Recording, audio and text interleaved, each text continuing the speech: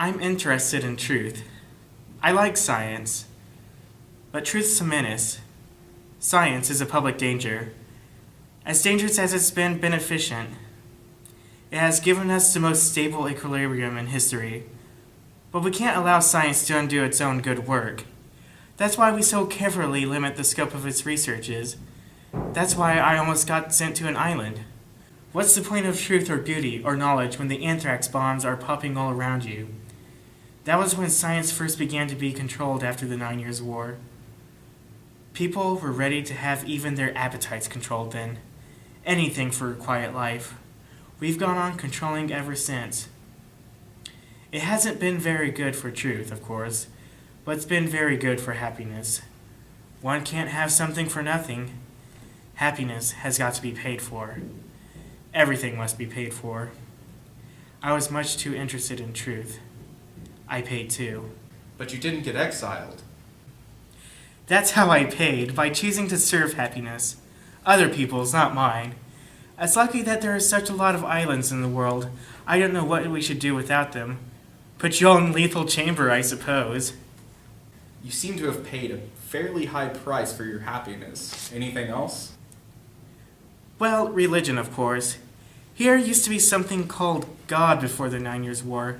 But I was forgetting, all about God, I suppose. Well, it's a subject that has always had a great interest for me. You've never read this, for example. The Holy Bible containing the Old and New Testaments. Nor this.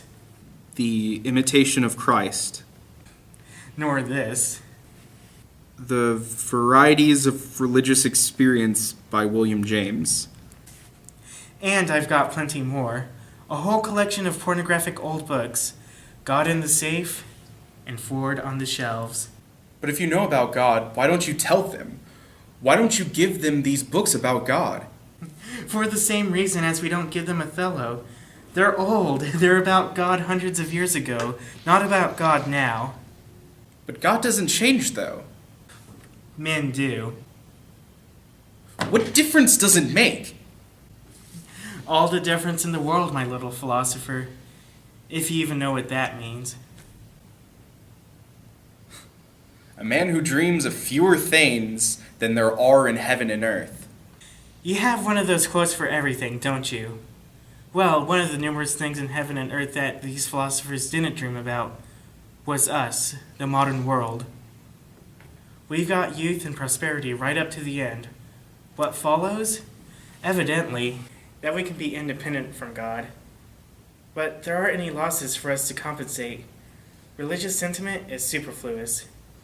And why should we go hunting for a substitute for youthful desires when youthful desires never fail? A substitute for distraction when we can go on enjoying all the old fooleries to the very last. What need have we of repose when our minds and bodies continue to delight in our activity? Why worry of consolation when we have soma? Why fret over something immovable when there is the social order? Then you think there is a God? Oh, I think there quite probably is one. Then why?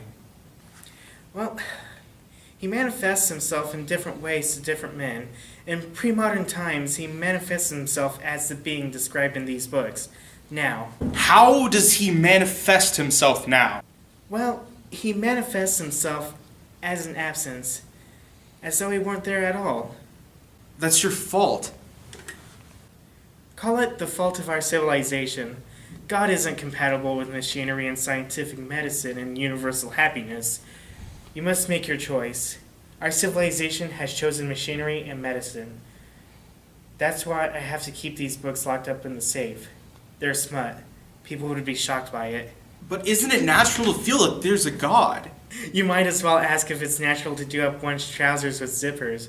People believe in God because they've been conditioned to. But all the same, isn't it natural to think about God when you're alone, quite alone, in the night thinking about death? But people are never alone now. We make them hate solitude, and we arrange their lives as though it's impossible for them to even have it. Do you remember that bit in King Lear? The gods are just and of our pleasant vices, make instruments to plague us. The dark and vicious place where thee he got cost him his eyes. And Edmund answers, you remember, he's wounded, he's dying. Thou hast spoken right. 'Tis true, the wheel has come full circle. I am here. What about now? Doesn't there seem to be a God managing things, punishing, rewarding? Well, does there now? You can indulge in any number of pleasant vices with a free Martin and run no risk of having your eyes put out by your son's mistress. The wheel has come full circle. I am here. But where would Edmund be nowadays? Sitting in a pneumatic chair with his arms around a girl's waist, sucking away at his sex hormone chewing gum, and looking at the feelies. The gods are just, no doubt. But their code of law is dictated in the last resort by the people who organize society. Providence takes its cue from men. Are you sure? Are you quite sure that the Edmund in the pneumatic chair hasn't been as heavily punished as the Edmund who's been wounded and who's bleeding to death? The gods are just. Haven't they used his pleasant vices as an instrument to degrade him? Degrade him from what position? As a happy, hard-working, good-consuming citizen, he's perfect. Of course, if you choose some other standard than ours, then perhaps you might say he was degraded. But you've got to stick to one set of postulates. You can't play electromagnetic golf according to the rules of centrifugal bumblepuppy. But value dwells not in particular will. It holds his estimate and dignity as well therein 'tis precious of itself as in the prizer. Come, that's going rather far, isn't it? If you allowed yourselves to think of God, you wouldn't allow yourselves to be degraded by pleasant vices. You'd have a reason for bearing things patiently, for doing things with courage. I've seen it with the Indians. I'm sure you have. But then, we aren't Indians.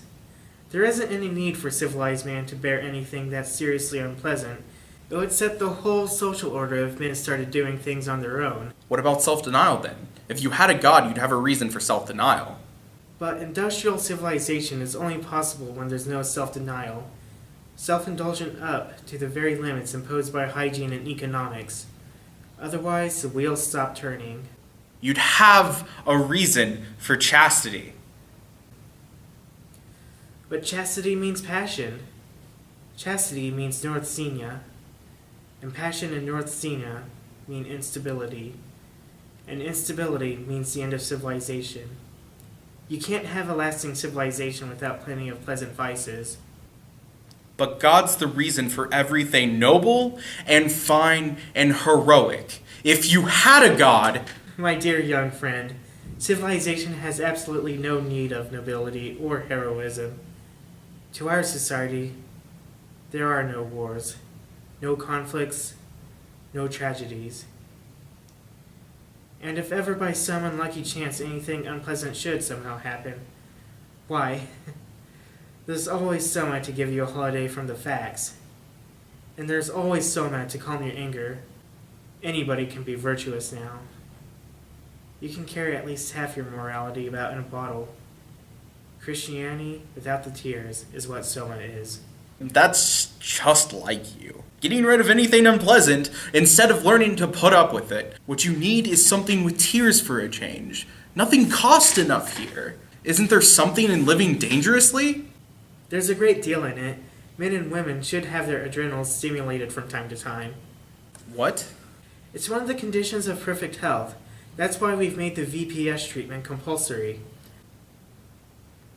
VPS? Violent passion surrogate. Regularly, once a month, we flood the whole system with adrenaline. It's the complete physiological equivalent of fear and rage. All of the tonic effects of murdering Desdemona and being murdered by Othello without any of the inconveniences. But I like the inconveniences. We don't. We prefer to do things comfortably. But I don't want comfort. I want God. I want poetry. I want real danger. I want freedom. I want goodness.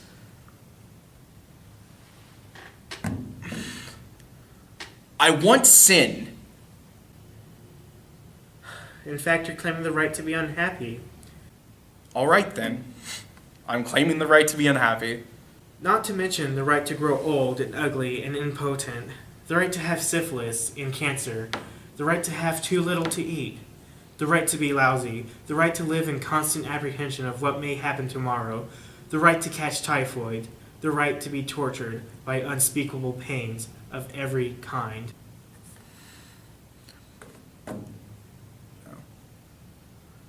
I claim them all. Suit yourself then.